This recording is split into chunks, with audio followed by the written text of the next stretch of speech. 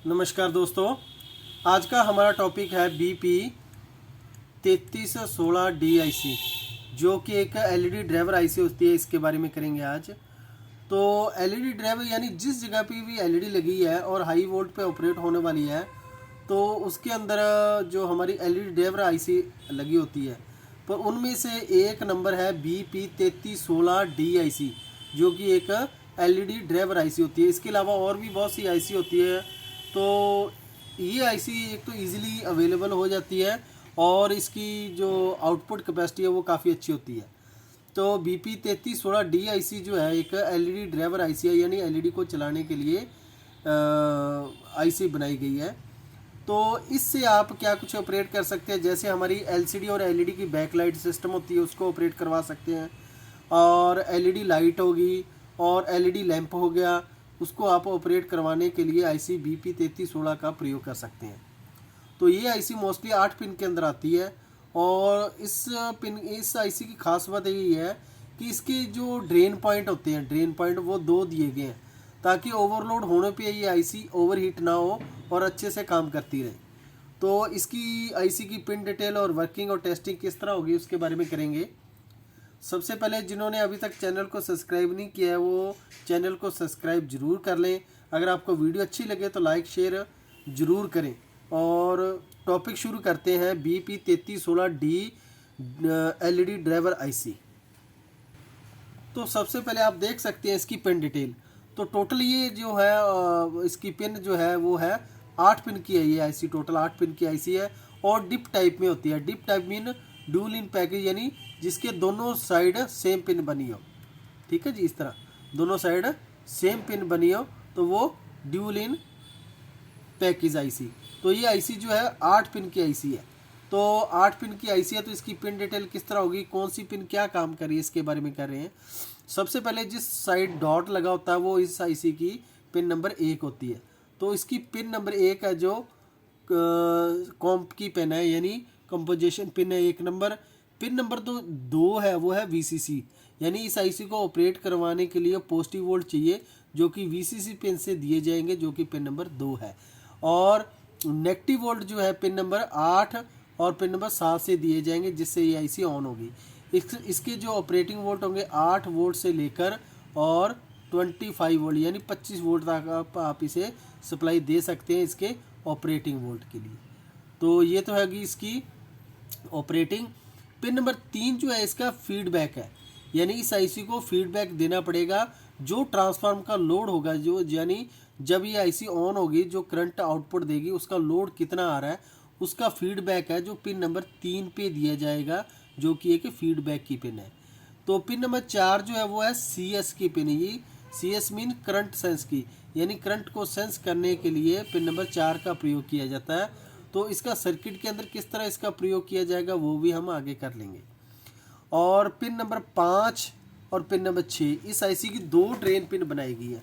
2 drain pin इसलिए बनाई गई है ताकि जब भी एलईडी पर लोड आए, यानी जब भी ये आईसी वर्किंग करती हो, तो इसका जो वोल्ट प्लस जो है करंट वो दोनों पिनों में डिवाइड हो जाए, ताकि एक पिन के ऊपर लोड ज़्यादा ना आए और आईसी ओवरहीट ना हो।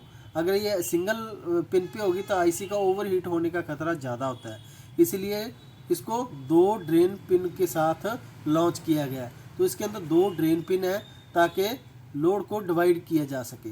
और एक्सेस करने के लिए, इसको करंट एक्सेस करने के लिए इसको GND पिन भी 2 बनाई गई है, ताकि क्योंकि ये अगर ड्रेन 2 पिन होगी तो लोड इनपुट के लिए GND 2 पिन लगाई गई है, ताकि लोड को डिवाइड किया जाए और आईसी अच्छे से काम करती रहे और आईसी गर्म ना हो।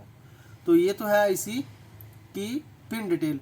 अब इस आईसी को सर्किट के अंदर किस तरह यूज़ किया गया है, थोड़ा सा उसके बारे में कर लेते हैं। तो ये एक छोटा सा सर्किट बनाया हुआ है।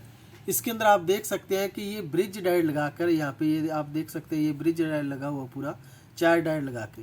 तो जो मेन इनपुट के बाद ब्रिज डायोड लगाया गया है, यानी यहाँ पे AC सप्लाई के बाद डायरेक्ट ब्रिज डायोड लगाया गया, 4 डायोड लगाया गया, 2 रिवर्स 2 फॉरवर्ड। तो ये 2 डायोड क्या कर रहे हैं, यहाँ पे तो ये डायोड पॉजिटिव सप्लाई जनरेट कर रहा है, बना रहा है, और इस जगह पे नेगेटिव सप्लाई बना रहा है। तो ये सप्लाई होगी इसकी। अब इस सर्किट में से इस आईसी को किस तरह वोल्ट दिए गए उसके बारे में थोड़ा कर लेते हैं। तो इसकी जो दोनों ड्रेन पिन है, पिन नंबर 5 और 6, इसकी 5 और 6 पिन है, ड्रेन की पिन है, इनको आपस में जोड़कर एक जो ट्रांसफार्मर लगा होता है उसके ऊपर दी गई है, और ट्रांसफार्मर के दूसरी वाइंडिंग में पॉजिटिव सप्लाई दी गई है डायरेक्ट। तो ये तो होगी इसकी वाइंडिंग, यानी ड्रेन को जोड़ा गया। और जीएनडी पिन है यानी ground pin, pin number 4, pin number 7 और 8, 7 और पिन नंबर 8 जो है वो जीएनडी है इसकी, दोनों को इकट्ठा करके नेगेटिव सप्लाई के साथ जोड़ा गया, जो हमारा ब्रिज डायोड आउटपुट कर रहा है उसके नेगेटिव पॉइंट के साथ जोड़ा गया। अब बात करते हैं हम कि जो इसकी सीए से करंट सेंस की पिन है, उसको सेंस करने के लिए सिर्फ ये एक रजिस्टर लगा के ग्राउंड कर दी गई है। सिर्फ इस सर्किट के अंदर इतना ही इसका काम लिया गया है। और जो कंपोजिशन की पिन है उसको भी एक पीएफ लगा के, यानी पल्स जनरेट करने के लिए कंपोजिशन पिन का प्रयोग किया जाता है, जिससे सिग्नल अच्छे से काम करता रहे।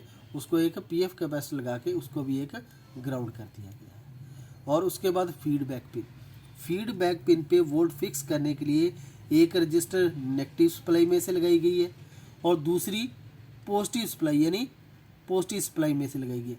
नेगेटिव और पॉजिटिव में से ये 2 रजिस्टर लगा के सेंटर पॉइंट से फिक्स वोल्ट फीडबैक पिन को यानी एफवी पिन को दे दिए जाते हैं, जिससे ये वोल्ट फिक्स हो जाते हैं और आउटपुट पे जो वोल्ट आउट करेगा वो फिक्स हो जाएंगे, फ्लैक्चुएशन नहीं करेंगे।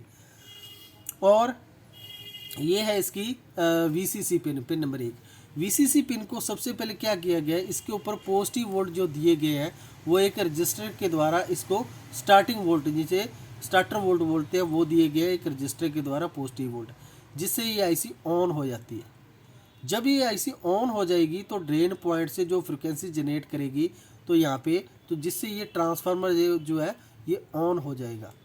ऑन होने के बाद एक ट्रांसफार्मर की वाइंडिंग, ये एनपी सिस्टम है, ये एनए सिस्टम है, यानी एक वाइंडिंग यहाँ पे भी है इसकी, यानी इसी के साथ एक वाइंडिंग और बनी हुई है इसकी।